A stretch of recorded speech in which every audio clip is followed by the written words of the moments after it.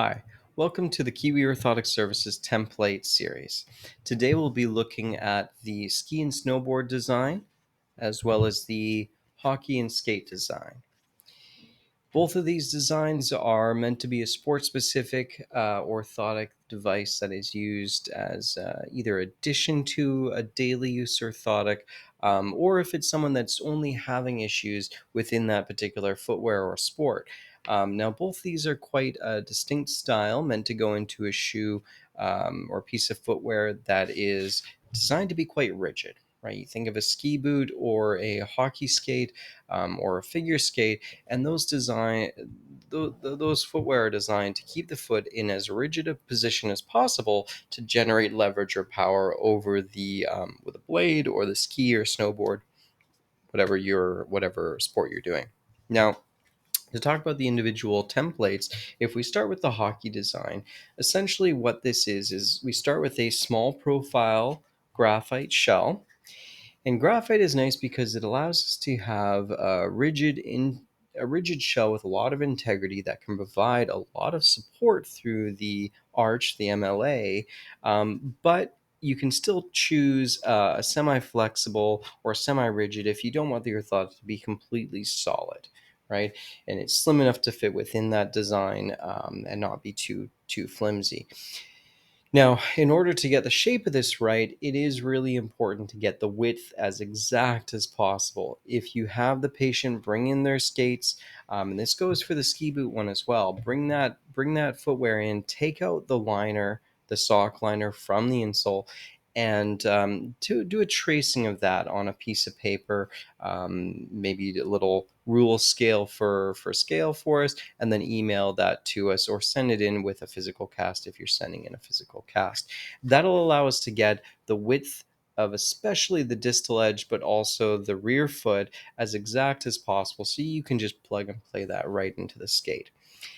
So as I was saying, we've got a small profile graphite shell, and as you can see, in order to generate some leverage over the medial side of the foot, we have a half extrinsic EVA stabilizer put on that shell, and that allows us to keep it really low profile. We don't even put that rubber strike plate on there, that topi. It's just the EVA posting, and allows it to be more solid when the foot is trying to drive in, capture that edge of the blade. Right. The top layer is just a 2.5 millimeter piece of vented podiamic blue, and it just allows us to have a little bit more breathability, but still a lot of grip within the skate. With skates, you can of course open them up quite a bit to be able to get the foot in, and this doesn't grab the socks too much. It allows you to still slip that foot in and create a lot of control and traction within the boot. Now, for figure skates, I'll typically use actually more similar to the ski and snowboard design, because the big difference here is instead of a hard shell like graphite or polypropylene, we're using an EVA base. You can also use the rigid plastizote base for something like this. But as the template comes, it is a piece of EVA, usually of a 55 durometer, the firmer EVA, and we do it at a full length. So that is just one solid piece from heel to toe, and on top of that, a simple 1 millimeter ultra suede cover. We typically use ultra suede instead of the foams for this, because if you've ever tried to put a ski boot on and there's something grippy or tacky on the inside of the boot, you don't want to be trying to force the foot in and crunch in the toes. So something that's smooth and soft tends to be the most comfortable, and is a little bit nicer against the foot when you're on it all day. Right. So this is the sort of typical snowboard, and as I said, I use this type of design often for figure skates as well. The reason is that when you're going down, if you're doing downhill skiing and you're going down the mountain at a certain speed, you don't necessarily want a hard shell to be pressing up against the foot. You want something that has a little bit of forgiveness to it. And so with the foam material, there's an element of compressibility there. So it can provide that support, but under very high pressures, it's still going to be able to compress, and it's not going to be as rigid as the graphite or polypropylene.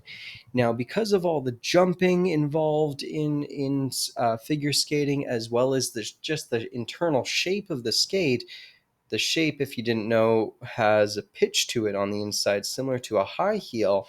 A foam-based orthotic is going to much more easily be able to contour over the inside of that skate.